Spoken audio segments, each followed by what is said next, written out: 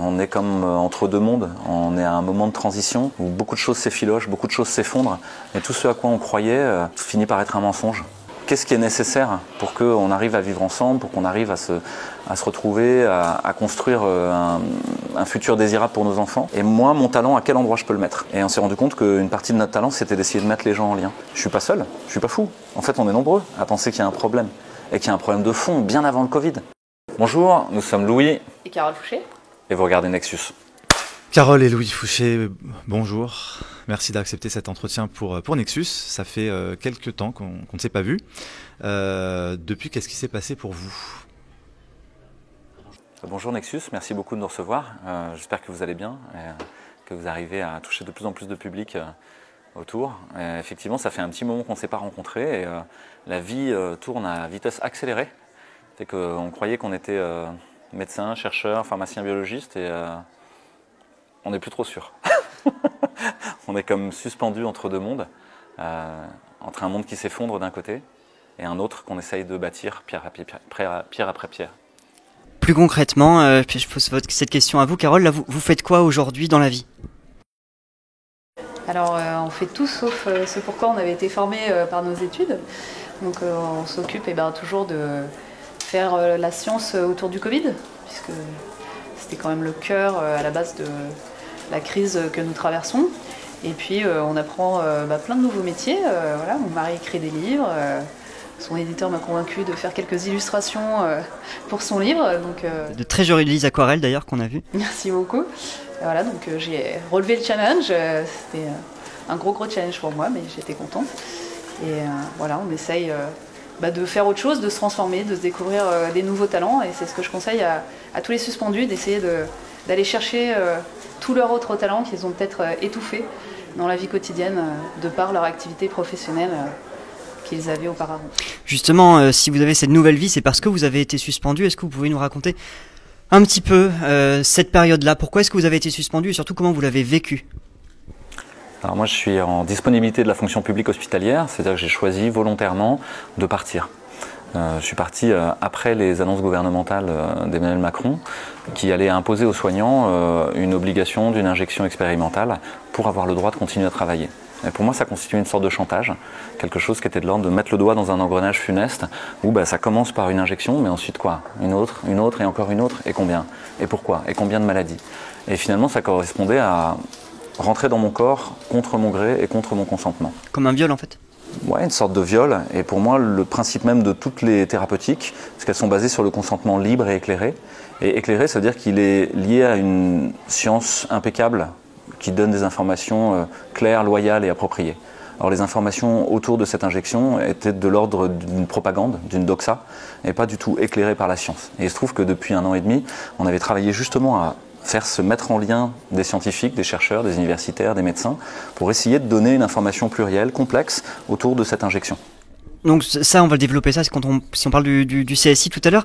Vous, Carole, est-ce que c'est la même raison? Vous avez été suspendu, vous avez choisi de votre plein gré de quitter la fonction de soignant? Alors moi j'ai été suspendue, c'est pas moi qui suis partie. C'est mes institutions qui m'ont suspendue pour défaut de vaccination, puisque j'ai refusé la vaccination. Et oui, effectivement, c'était un peu pour les raisons que Louis a expliquées, c'est-à-dire qu'on a vu durant cette crise les trépieds qui pour moi fondent la médecine qui ont volé en éclats. Ça a commencé déjà par le secret médical. Le secret médical a été dévoilé lors des tests Covid. Tout le monde savait si vous aviez le Covid, si vous n'avez pas le Covid. Après, sur le statut vaccinal avec le pass vaccinal et le QR code, pour moi, ce n'est pas admissible. Ensuite, il y a eu aussi le pilier de la liberté de prescription des médecins qui a été remis en cause, puisque les médecins n'ont plus le droit de prescrire ce qu'ils jugeaient juste pour leurs patients à un moment donné. Et là, on arrivait à l'apothéose, c'est-à-dire qu'il n'y avait même plus le consentement éclairé du patient et qui était respecté. Donc je n'ai pas accepté qu'on jette à la poubelle tous ces principes qui fondent la médecine, à mon sens. À ce moment-là, vous travaillez à l'IHU Méditerranée, c'est ça? Tout à fait. Mais c'est un IHU pourtant qui était à contre-courant de la doxa générale, qui a traité ses patients. On vous a, même dans cet établissement-là, vous avez dû partir parce que vous avez refusé la vaccination. Alors, statutairement, en fait, mes employeurs sont l'APHM, donc les hôpitaux de Marseille, et la faculté d'Aix-Marseille Université. Donc ils n'ont rien à voir avec les directeurs de l'IHU. Ce sont donc ces institutions-là qui m'ont suspendu, même si médicalement et scientifiquement, je relève de l'autorité des directeurs de l'IHU. C'est pour ça que j'ai été suspendue par ces institutions. Qu'est-ce que ça a changé pour vous à part votre travail? Est-ce que dans votre relation tous les deux, votre quotidien a été transformé? Est-ce que vous remettriez les pieds dans vos institutions, à l'hôpital, à l'IHU, si jamais l'obligation était levée? Comment avez-vous évolué? Eh bien, déjà on s'est retrouvés quasiment 24 heures sur 24 tous les deux à la maison. Donc c'était un challenge pour un couple, mais finalement ça s'est bien passé et je suis très heureuse de passer ces 24 heures avec mon mari. Voilà, on avait déjà vécu des périodes un peu comme ça puisqu'on était partis 6 mois dans un bateau, donc on s'était enfermés 6 mois dans une coquille de noix et on avait un peu vogué sur les mers. Donc ça me rappelle un peu cette expérience similaire, donc d'autres bateaux, d'autres tempêtes. De mon côté, j'ai une pensée quand tu me poses cette question pour tous les gens qui sont suspendus et au-delà pour un peu tous nos concitoyens. On est comme entre deux mondes, on est à un moment de transition où beaucoup de choses s'effilochent, beaucoup de choses s'effondrent et tout ce à quoi on croyait en fait, finit par être un mensonge. Est-ce que j'étais vraiment un médecin après 12 ans d'études, 12 ans de carrière? En un claquement de doigts, ça s'arrête. Et ça, c'est très étonnant et il y a comme un deuil à faire. Et il y a beaucoup de gens qui sont encore dans cette phase de deuil, avec toutes les phases du deuil, le déni, la colère, la négociation, et puis enfin l'acceptation de passer à autre chose. Et donc on est passé par ces différentes phases-là, en disant mais non c'est pas possible en fait. Et petit à petit on essaye d'écouter le bruit du monde et de savoir de quoi le monde a besoin. Aujourd'hui, qu'est-ce qui est nécessaire pour qu'on arrive à vivre ensemble, pour qu'on arrive à se retrouver, à construire un futur désirable pour nos enfants? Et moi, mon talent, à quel endroit je peux le mettre? Et on s'est rendu compte qu'une partie de notre talent, c'était d'essayer de mettre les gens en lien. Juste de les faire se retrouver, se rapprocher, de se dire mais je suis pas seul, je suis pas fou. En fait, on est nombreux à penser qu'il y a un problème. Et qu'il y a un problème de fond, bien avant le Covid. Qu'il y a un problème dans notre système démocratique, dans notre système médiatique, dans notre système de création du savoir, dans notre système de soins, dans notre système scolaire, dans notre système culturel. Et finalement, la crise Covid, pour moi, ça n'est que le point de rupture de multiples crises qui étaient déjà là, sous-jacentes et latentes. Et elle vient faire une brisure dans toute notre société, mais dans nos vies aussi. Et à ce moment-là, tu te retrouves assis sur un tas de cendres et tu te dis qu'est-ce que je fais? Et là, pour ma part, en tout cas, je peux parler que pour moi, je suis encore entre deux. Je ne sais pas si je retournerai à l'hôpital, si jamais on a le droit d'y retourner. Je ne sais pas si je suis encore médecin au sens où on l'entend d'habitude. Et ça force à se retourner à l'intérieur, à se dire mais c'est quoi mon envie, c'est quoi mon désir? Et moi j'ai toujours envie de soigner les gens, toujours envie de prendre soin les uns des autres parce que c'est quelque chose qui est profondément pour moi est nécessaire actuellement. Je pense que notre société est malade et qu'il faut qu'elle se soigne. Et toi Carole, tu retournerais à l'IHU? Moi j'ai toujours gardé de très très bonnes relations avec tous mes collègues de l'IHU et ceux qui y travaillent. Et puis j'étais passionnée par mon métier. Après, je retournais à l'IHU si le contexte hospitalier change et que ce contexte me permette d'exercer la médecine en appliquant les 3 règles que je vous ai données, c'est-à-dire la liberté de prescription, le respect du consentement éclairé et la liberté de prescription des médecins. Sinon j'ai peur de ne pas vouloir de cette médecine qui ne respecterait pas des valeurs. Alors là, vous faites tout autre chose tous les deux, ensemble. Est-ce que vous aimez ce que vous faites actuellement? Oui, c'est plutôt une aventure trépidante. Ça ouvre de très nombreux possibles. À un moment où on a l'impression que tout se resserre, qu'on est dans une impasse, qu'on n'a plus de salaire, qu'on n'a plus de travail, qu'on ne sait pas comment on va se nourrir ses enfants. Et il y a tout plein de failles qui s'ouvrent, tout plein de connexions qui se font, de gens qu'on découvre, de talents qu'on vient gratter à l'intérieur. Moi, j'aurais jamais pensé que j'aurais écrit 2 bouquins en 2 ans, qu'on aurait fait un film suspendu, un autre film qui va sortir bientôt, qui s'appelle Tous résistants dans l'âme, où on a fait le tour de plein de jeunes qui repartent faire de la permaculture, des écoles différemment, de l'architecture, des façons de fonctionner en groupe très alternatives au système pyramidal. Et donc, il y a comme un élan de découverte de plein de choses qui étaient un peu cachées, comme si le rideau du théâtre, tu vois, le décor, d'un coup s'était fissuré et qu'on arrivait à voir derrière. Et derrière, c'est merveilleux. Il y a plein de choses super chouettes. Et donc, ce serait facile de prendre la carte victime. adapté un peu comme les gens qui ont un cancer et qui prennent la carte cancer. Ouais, je peux passer dans la queue. Puis on joue le rôle de victime et puis on a un bénéfice secondaire à être une victime. Alors je pourrais te dire, ah là là, c'est des méchants à l'assistance publique ou au gouvernement. Mais je crois pas. J'ai envie de me retourner et de me dire, la société telle qu'on la vit aujourd'hui, elle est le précipité de nos consciences individuelles. Et donc, et si je travaillais sur cette conscience individuelle de ce que j'ai envie de vivre et de ce que j'ai envie de voir pour mes enfants. Donc c'est ce qu'on est en train de faire. Et c'est une aventure plutôt passionnante. Donc peut-être ça se voit pas, mais les conditions matérielles sont beaucoup plus dures, beaucoup plus âpres. Effectivement, on ne sait pas comment le mois va se terminer. Et en même temps, je sais pas, j'ai confiance dans la vie, quoi. Sinon, pour filer un peu la métaphore, c'est comme quand on prend un bateau, hein, on ne peut pas tout le temps se battre contre les éléments. Donc il faut accepter l'incertitude et d'aller dans le sens du vent. Donc le sens du vent, c'était qu'on n'ait plus de métier et qu'effectivement le quotidien matériel soit plus difficile.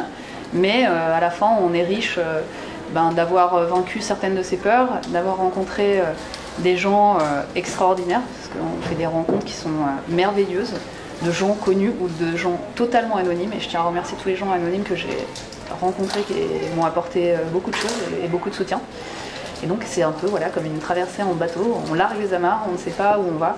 Et c'est un acte de confiance effectivement dans la vie, qui est pas simple, hein. C'est à remettre tous les jours sur le métier. Il y a des jours où on est très confiant, puis il y a d'autres jours où la confiance nous quitte un peu. Et voilà, il faut faire cet effort de chaque jour retrouver confiance dans ce qui se passera demain. Parce que ce qui s'est passé pour vous deux, c'est quand même une histoire assez rocambolesque, parce que du jour au lendemain, après du jour au lendemain, vous êtes devenus des personnes publiques, des personnes, dans votre cas, Louis, célèbres, et puis, non, mais qui suscitent aussi beaucoup d'engouement, et beaucoup d'amour et beaucoup d'espoir chez les gens. Ma question à vous, Louis, c'est comment est-ce que vous le vivez, ça, et comment est-ce que vous l'expliquez? Est-ce que c'est une empathie? Est-ce que c'est une vision spirituelle qui explique ça? Et vous, Carole, la question que je vais vous poser ensuite, ce serait comment est-ce que vous vivez cette célébrité de votre mari? Est-ce que c'est compliqué parfois pour vous? La première chose que j'ai envie de dire quand vous me posez la question, c'est que on me voit moi à l'écran, mais derrière c'est énormément de gens.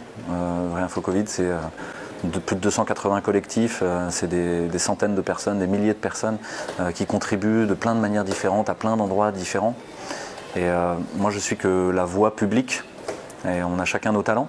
Moi ça va être de parler et d'être le porte-parole justement, d'être la voix. Mais cette voix, elle vient faire retentir des choses qu'on ressent tous derrière. Et je me contente d'essayer de mettre des mots. Et ces mots, est-ce qu'ils résonnent, est-ce qu'ils ne résonnent pas? Des fois ça va être juste, des fois ça ne va pas être juste. Et la question c'est qu'est-ce que je sers? Est-ce que j'utilise l'énergie du collectif pour gagner plus de pognon, plus de pouvoir, plus d'influence, avoir un nombre de followers délirant pour vendre plein de bouquins? En fait, moi je m'en fiche, quoi. J'ai pas de problème d'ego et j'ai pas de problème avec l'argent, quoi. C'est qu'un moyen, quoi. C'est qu'une énergie parmi d'autres. Donc très souvent, quand on est dans une réunion comme ça, je me retourne et je me dis mais pourquoi tu fais ça? Et tant que c'est au service du groupe, au service du collectif, c'est juste et je continue. Le moment où j'aurai la grosse tête, je peux vous dire que Carole, elle ne sera pas passée. C'est ta vigie. Ouais. Alors Carole, est-ce que tu confirmes tout ce que Louis vient de dire? J'espère être là pour parfois ramener les pieds sur terre, mais il n'en a pas tellement besoin en réalité. Donc c'est vrai, il s'auto-modère suffisamment. Quant à la notoriété, j'étais... Alors personnellement, je vais parler juste pour moi, hein. J'étais pas préparée au fait que mon mari devienne célèbre. C'était d'ailleurs pas recherché, hein, en réalité. Est-ce que c'est quelque chose de positif ou de négatif là, comme toujours, il y a un peu les deux facettes. Il y a un empiètement sur notre vie privée, notamment il y a des personnes qui ne sont pas toujours très gentilles à notre égard, qui cherchent des détails intimes de notre vie pour les étaler dans les journaux, donc ça c'est très désagréable. Et ensuite, le côté positif évidemment, c'est que toutes les rencontres dont je vous ai parlé, de gens anonymes ou connus qui viennent vers nous et avec qui on peut discuter et s'enrichir mutuellement. Alors on a découvert, en tout cas à Nexus, un concept, en tout cas une connaissance que tu nous as partagé, Louis, et que tu as partagé dans beaucoup de tes vidéos, c'est la protension collective positive et négative. Ça paraît complètement perché comme terme, mais finalement très intéressant. Est-ce que tu pourrais nous réexpliquer ce que c'est? Pourquoi c'est important? Et quelle est votre protension collective à tous les deux? Ouais, je peux essayer de l'expliquer de manière simple. Ça vient pas de nulle part, ça vient du travail d'un groupe qui s'appelle Ars Industrialis, qui est un groupe de chercheurs, philosophes, sociologues, etc., qui ont réfléchi sur la question de l'artisanat, de l'industrie, dans la suite de la pensée de Bernard Stiegler. Bernard Stiegler, c'est un philosophe, quoi, qui est mort pendant le Covid, mais qui a une histoire un peu rigolote, parce qu'il a développé ses compétences philosophiques en se retrouvant en prison. Et donc dans cette phase d'isolement, de contrainte, dans un monde où il n'y a plus d'échappatoire, comment trouver des degrés de liberté? Et quelque part, son histoire en prison, c'est un peu celle du joueur d'échecs, c'est un peu celle de La vie est belle de Roberto Benigni, c'est un peu nos vies, quoi. À l'intérieur de cette contrainte, comment on trouve des espaces de liberté et d'expression? Et donc il y a une très grande expression autour de l'artefact et de la philosophie de la technique pour Bernard Stiegler, en s'intéressant à mais qu'est-ce qui nous relie ensemble? Qu'est-ce qui fait qu'une société, elle tient le coup? Qu'elle n'est pas en train de s'effilocher de tous les côtés avec la guerre, la séparation et la division en permanence? Parce que la tendance naturelle d'un système, c'est l'entropie. C'est justement de commencer à s'effilocher de tous les côtés. Et on le voit, actuellement, il y a une entropie maximale dans notre société où tout est sujet à discorde, tout est sujet à division. L'Ukraine, le Covid, le masque, le vaccin, le truc, le machin, l'environnement, le climat. À chaque fois, on est pour, on est contre. On ne peut pas avoir une position modérée. Il faut qu'on se frite. Et donc, une société, elle tient ensemble, pour Ars Industrialis et d'autres, hein, parce que d'un côté, il y a des interdits, des barrières, des limites, un peu comme un décalogue. Tu ne tueras point, etc. C'est ce qu'on appellerait les protensions collectives négatives. Protension, c'est ce vers quoi on va. Collective ensemble, et négative, les contraintes, quoi, les limites. Et donc, une société, elle a besoin de limites. Et de l'autre côté, il y a des protensions collectives positives. C'est ce vers quoi on va, mais positives, on a envie d'y aller, ça ouvre des possibles, ça écarte les murs, ça développe des degrés de liberté imprévus. Et souvent, cette protention collective, on pourrait la résumer trivialement, c'est quel récit positif, quel idéal on a envie de poursuivre ensemble. Aujourd'hui, dans notre société, il n'y a plus d'idéal commun positif. Parce que dans certaines sociétés, ça avait été le christianisme, le communisme, la République, ok, des valeurs qui se tiennent, quoi. Après, la réalisation pratique, c'est autre chose. Mais globalement, on avait envie d'y aller. Aujourd'hui, qu'est-ce qui reste, quoi? On serait tous des transhumains tout puissants derrière nos écrans numériques à pouvoir commander sur Uber Life l'expérience utilisateur optimisée de la vie. Mais ça, c'est pas collectif et c'est même pas positif. Et derrière, tu as un maître qui est celui qui domine le système technique. Amazon, Google, Facebook, Microsoft. Donc il n'y a plus de protension collective positive, ou alors elle nous est vendue par des multinationales. Et donc qu'est-ce qui reste? Un raidissement des protensions collectives négatives. Il faut quand même tenir le groupe ensemble. Et donc, comme il est en train de s'effilocher de tous les côtés, ça va se raidir, ça va se crisper, et le totalitarisme va prendre sa place. Tous les aspects de ta vie devraient être régulés, parce que potentiellement tu es dangereux. Tu es dangereux pour les groupes si tu parles différemment du Covid. Tu es dangereux si tu parles différemment du climat, si tu parles différemment de l'Ukraine. Et donc il va falloir te faire taire, il va falloir t'interdire d'avoir la place publique. Et donc augmentation de la censure, augmentation des lois d'enfermement, de confinement, de masques, de tout ce que tu veux.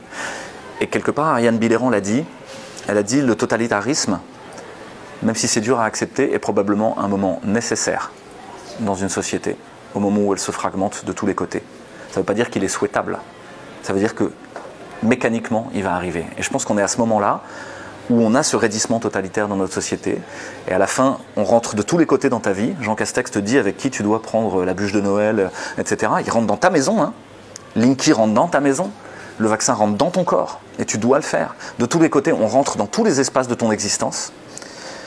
Parce qu'il n'y a pas de récit commun positif. Et c'est ça qu'il faut inventer. Et c'est en ça où c'est très joyeux, en fait, ce qui se passe. Parce qu'il s'agit juste de rêver et de faire, à partir de ce rêve, le monde qu'on a envie de voir advenir. Est-ce que, Carole, depuis que vous êtes tous les deux persona non grata pour un certain nombre d'institutions et de médias, mais persona grata pour plein de gens, est-ce que ce changement de vie a favorisé vos protensions collectives positives entre vous? Est-ce que ça a changé quelque chose dans ce sens-là? Ou est-ce que ça a apporté plus de contraintes? C'est jamais univoque, hein, un peu les deux à la fois, mais je crois que non, ça a forcé chacun à réfléchir aux valeurs qu'il voulait défendre dans cette vie. Et on a passé le cap, c'est-à-dire que ça faisait longtemps qu'on sentait bien que certaines choses n'allaient pas, que ce soit à l'université, à l'hôpital, etc. Et cette crise nous a amené à faire le choix. Voilà. Est-ce qu'on va jusqu'au bout de défendre ce dont on pense être juste, donc la liberté d'expression pour les universitaires, les 3 piliers du soin dont j'ai parlé tout à l'heure, ou est-ce que non, tant pis, on les défend pas plus que ça. Et je crois qu'on a décidé de les défendre, et chacun a su soutenir l'autre dans cette défense de ses valeurs, et on s'est retrouvés sur des valeurs communes, même si on n'est pas toujours d'accord. Hein. Je ne veux pas vous tracer un tableau idyllique de notre couple, mais moi je pense que le conflit, les problèmes, même au sein du couple, font partie de la vie, et que c'est justement tout l'art de les résoudre qui est le plus important. Et je vous demandais ça tous les deux parce qu'il y a 1 an et demi, quand je vous avais vu, pour une interview qu'on avait publiée, je crois, début 2021, février, vous m'aviez parlé d'un projet de permaculture. On avait vraiment ce sentiment que vous aviez besoin de changer d'air. Est-ce que c'est toujours le cas? Est-ce que vous ressentez le besoin de changer d'horizon et d'aller vers plus d'autonomie individuelle et collective, d'aller vers la main dans la terre? Alors il y a plusieurs éléments de réponse que j'ai envie de fournir. Le premier, c'est que tu as parlé de la célébrité, etc. Et pour moi, ça peut être un vrai piège.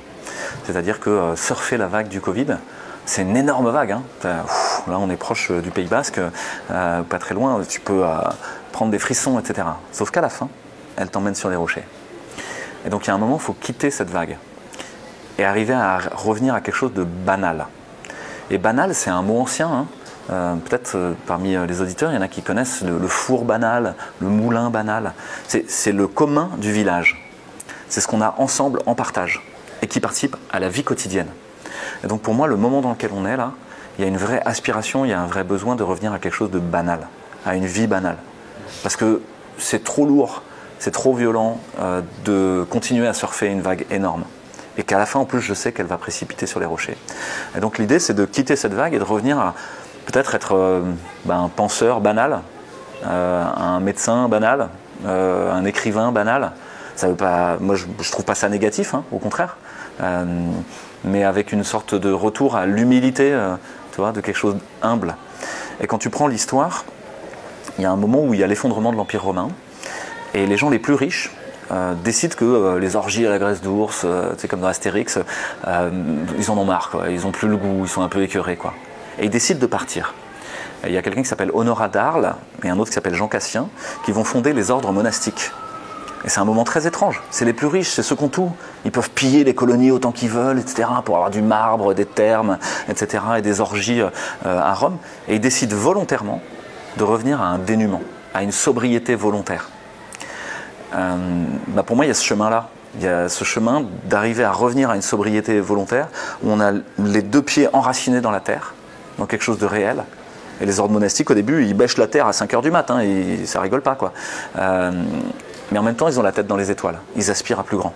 Et plus grand, tu peux l'appeler Dieu, tu peux l'appeler une société meilleure, tu peux l'appeler plus de liens, on s'en fiche en fait. C'est la question spirituelle au sens large, qui souvent est un gros mot pour nos contemporains. Et en fait, c'est le vide béant sur lequel on a besoin justement d'aller commencer à travailler. Donc là, quand tu me demandes... Quand tu me poses cette question, effectivement, il y aurait l'envie d'aller vers quelque chose de banal, mais pour le moment, à Marseille, il y a plein de choses à faire. Et donc, il ne s'agirait pas d'aller s'enfuir dans une sorte de phalanstère idéale cachée dans la montagne. Non, non, non. Nous, on est là pour être un pont. Il y a 2 univers qui se séparent. Je discute avec certains collègues, on a l'impression qu'on est dans 2 mondes qui se touchent presque plus, quoi. L'idée, c'est de continuer à créer des ponts, de continuer à créer des points de porosité.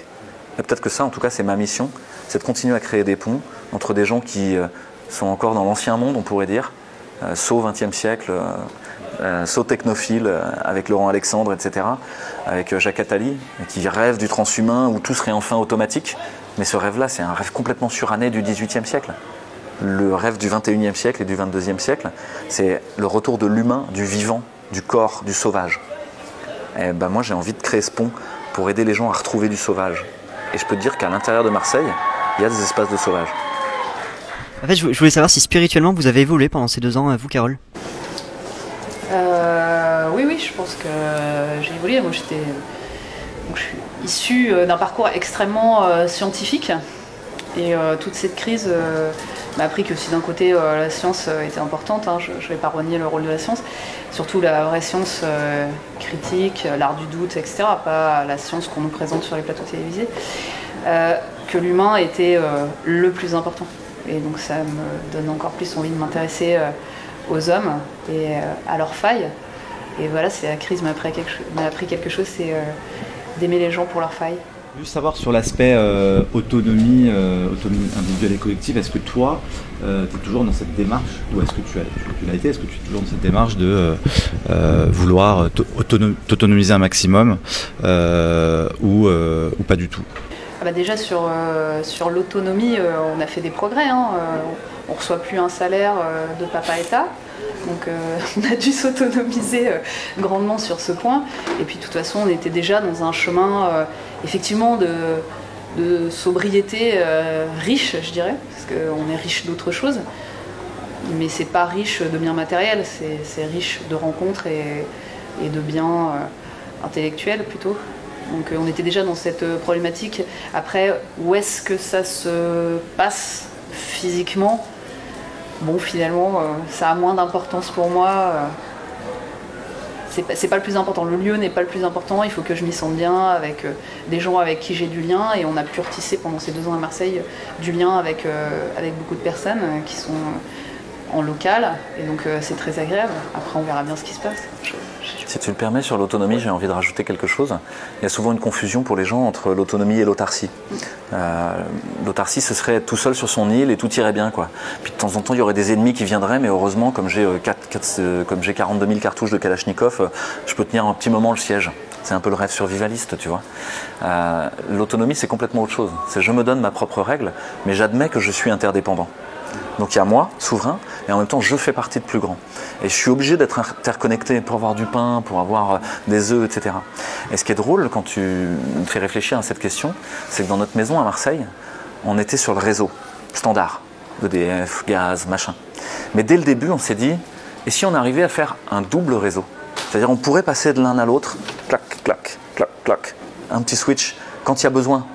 Et petit à petit, on a fait du compost, des toilettes sèches. Au début, on avait 1 toilette sèche sur 2. Puis petit à petit, on a eu 2 toilettes sèches. Et puis, on a trouvé une menuisière qui est à 2 rues et qui nous donne la Sûre et qui est en réseau local, dans Marseille, en ville. Et puis le compost, il a servi à nourrir le potager. Et puis après, on s'est dit, mais sur l'eau, on a un vrai problème d'eau. On a commencé à recueillir l'eau de pluie. Mais on a toujours l'eau du réseau. Mais on a aussi de l'eau de pluie. Et on a une mare et on va avoir une phytoépuration. Et petit à petit, il n'y a pas besoin que ce soit brutal. C'est...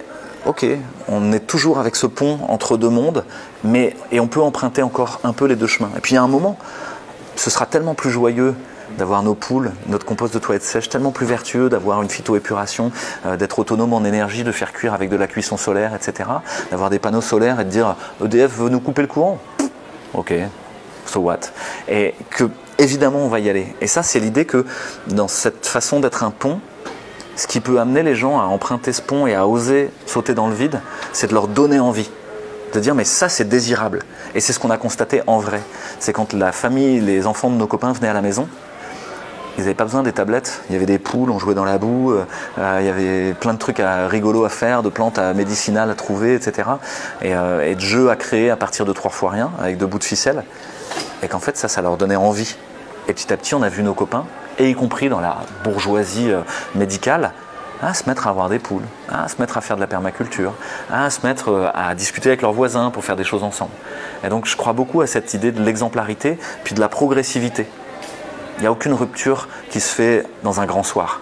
C'est une évolution culturelle progressive. J'ai une dernière question pour vous deux concernant votre dernier ouvrage. Est-ce que vous pouvez expliquer à ceux qui nous écoutent le thème de l'ouvrage et ce que vous y avez apporté, que ce soit toi Carole, sur les illustrations ou sur l'écrit Louis? Ouais, tu veux commencer? Non, on commence par le texte. Ok. Ça s'appelle Agonie et renouveau du système de santé. Et donc il y a ce grand écart. Il y a ce grand écart entre un constat sombre, négatif de l'effondrement en cours et de l'agonie, et puis de l'autre côté, tout ce que ça ouvre comme possible. Et c'est exactement comme en réanimation, quand on soigne quelqu'un qui est très malade et qu'on n'y arrive pas, et qu'on augmente la technique petit à petit, on met des machines, on branche la dialyse, on branche de la noradrénaline, on lui met un respirateur. Puis au bout d'un moment, on dit mais on n'y arrivera pas. Et là, d'un coup, toute l'équipe médicale, la famille, se dit si on accompagnait la fin de vie. Et c'est un moment qui est extrêmement apaisant. C'est-à-dire qu'à partir d'un moment où tu étais très stressé, où tu voulais absolument que ça survive, tu admets l'idée que tu n'y arriveras pas, mais que tu vas prendre soin de ce qui reste, et puis tu vas prendre soin des vivants, de ceux qui seront après. C'est exactement pareil et quelque part, il y a une vraie détente dans toute l'équipe médicale. Et on se met à se préoccuper de choses vraiment importantes. La lumière, qu'elle soit tamisée, douce, que le patient il soit confortable, qu'il ne souffre pas, que la famille elle ait un petit café, qu'on ait une parole gentille pour eux, etc. Et les médecins s'effacent, et l'équipe médicale s'efface pour laisser la place aux humains. Pour moi, c'est exactement ce qui est en train de se passer dans notre système de santé. On est en train d'admettre l'idée qu'il est en train de mourir, que la façon dont il s'était structuré jusqu'ici, c'est une débauche technique et artefactuelle qui va de plus en plus loin vers une e-médecine où on serait encadré de tous les côtés, tu aurais un médicomaton dans ton Leclerc, Pfizer qui te fait l'ordonnance automatiquement grâce aux trucs connectés dans ta montre et dans ton téléphone. En fait, c'est du délire, c'est pas ça soigner. Le soin, c'est l'humain. Et donc là, dans ce livre, il y a à la fois le constat que ça y est, il est temps de renoncer à essayer de sauver ce système tel qu'il est, et en même temps, on va reprendre tous les morceaux qui sont beaux et construire autre chose. Et cette autre chose, ce qui est très heureux, c'est qu'il est déjà en train d'émerger. C'est qu'à l'intérieur de l'effondrement de notre système et de son agonie, il y a déjà les prémices d'une autre façon de soigner qui est beaucoup plus belle, beaucoup plus proche du vivant, de l'humain, et qui comprend les choses de manière systémique et complexe. On n'est plus avec un médecin qui te file un antihypertenseur jusqu'à ta mort. On est avec un médecin qui te file des antihypertenseurs pour pas que tu fasses un AVC et pour pas que tu aies une coronaropathie, mais un coach sportif qui va t'aider à faire du sport pour maigrir, qui va faire que ta tension va baisser aussi, un psychologue qui va t'aider à dealer avec ta colère, avec tout ce qui n'allait pas jusqu'ici, et puis peut-être un ostéopathe, peut-être qu'un acupuncteur, peut-être une sage-femme, et ça c'est ce qu'on appelle la médecine intégrative. Et on travaille beaucoup à ça. Donc le livre raconte cette histoire-là, à la fois d'un grand écart entre un constat de déploration assez sombre, mais qui en même temps est libérateur. D'un coup, on arrête de croire que ce truc-là, ça va aller jusqu'au bout et qu'on sera dépossédé de notre humanité. Et ça ouvre le retour à une humanité du soin. Comment toi, tu as pu illustrer ça, Carole, sachant que tu n'es pas illustratrice, et on trouve vraiment les illustrations tellement belles qu'on imagine que tu as ce talent depuis longtemps. Oui, je peignais avant quand j'étais jeune et puis j'ai abandonné suite aux études, un travail extrêmement prenant, à 3 enfants à élever, donc j'avais complètement arrêté. Et puis quand j'ai été suspendue, en fait, j'ai passé un mois à refaire que de la peinture. Je pense que c'était un peu le travail de deuil, je faisais pas grand chose à part de la peinture. Et puis c'est l'éditeur de Louis qui passe à la maison et qui me dit « Ah, ça me plaît ce que tu fais, et si on avait l'idée folle que tu illustres le livre de ton mari ?»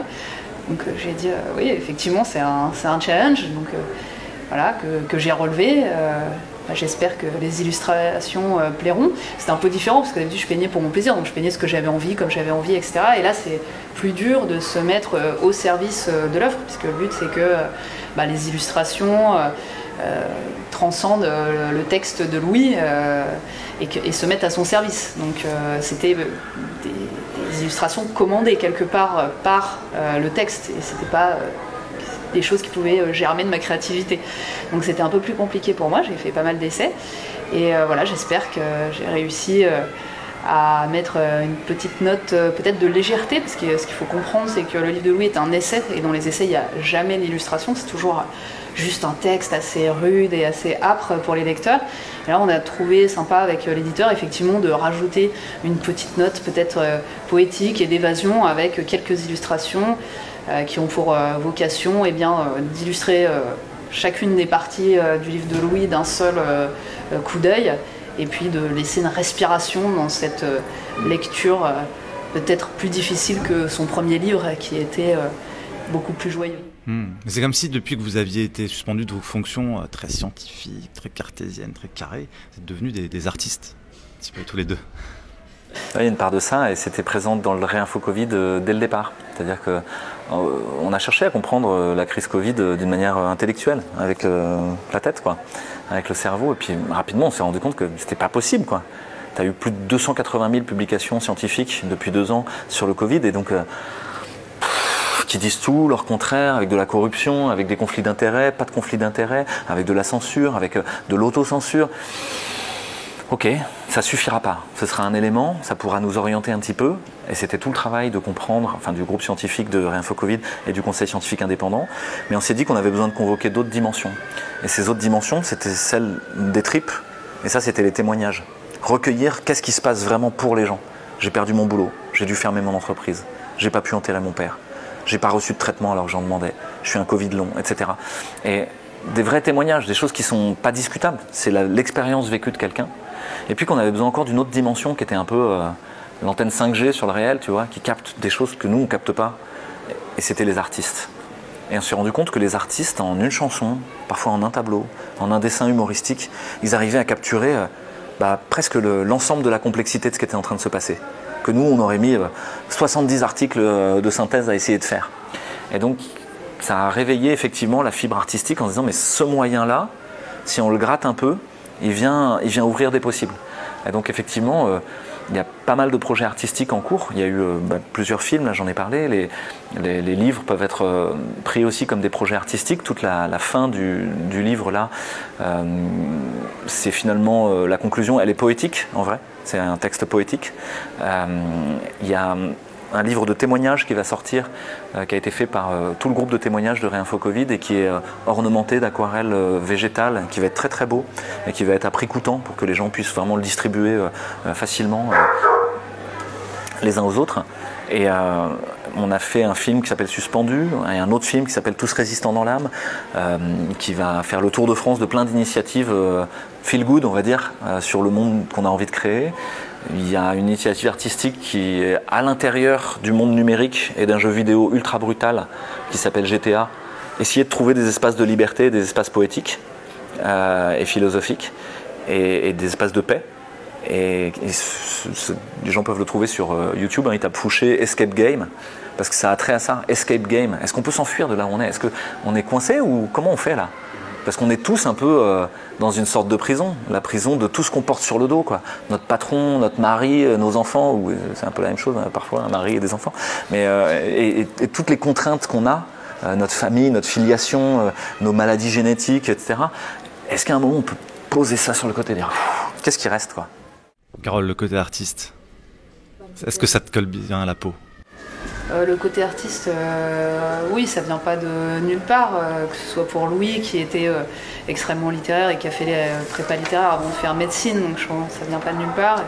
Et moi-même, j'ai fait des options histoire de l'art, enfin, je me suis toujours intéressée à l'art et à la littérature, ce qui me manquait en fait beaucoup. J'étais parfois un peu exsangue de faire que de la science et là, ça permet de réouvrir ce champ plus artistique que scientifique. Et ce qui est sympa, c'est que même j'arrive à faire cohabiter les deux, donc très scientifique d'un côté et plus artistique de l'autre. On vous souhaite vraiment beaucoup de succès dans cette nouvelle voie. Merci beaucoup Carole et Louis Fouché pour votre précieux témoignage avec plein de notes d'espoir. Est-ce que vous voudriez rajouter un dernier mot tous les deux avant de finir cette interview? Merci Marc pour tout ce que tu fais. La gratitude, je crois que c'est...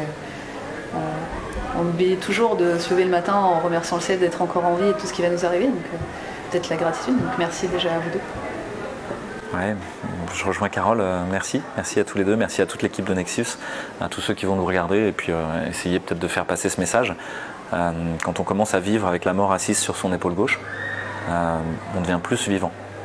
Et moi je vous invite à vivre cette expérience-là parce que loin de nous contraindre, elle libère. Et elle libère des possibles qui étaient complètement insoupçonnés. Qu'est-ce que ça veut dire avoir la mort sur son épaule gauche? Si tu imagines que ouais, ta vie est suspendue, qu'elle tient un fil, que tu peux te faire écraser par une voiture, souvent on dit ça, mais ça reste un peu théorique. Au moment où ça commence à arriver, où tu commences à être menacé vraiment dans tes revenus, dans ta capacité de survie, tu te rends compte que tout ça, c'est des peurs illusoires, qu'il n'y a ni mort, ni peur. C'est pas vrai. Et vous dites ça par rapport à vous-même, est-ce que vous avez senti ce danger de la mort? Moi, je l'ai côtoyé beaucoup dans mon travail en tant que réanimateur. Et donc j'ai pu voir ça, les peurs, etc. Et puis moi-même en miroir, comment ça résonnait, quoi, de voir quelqu'un de jeune qui meurt d'une maladie, etc.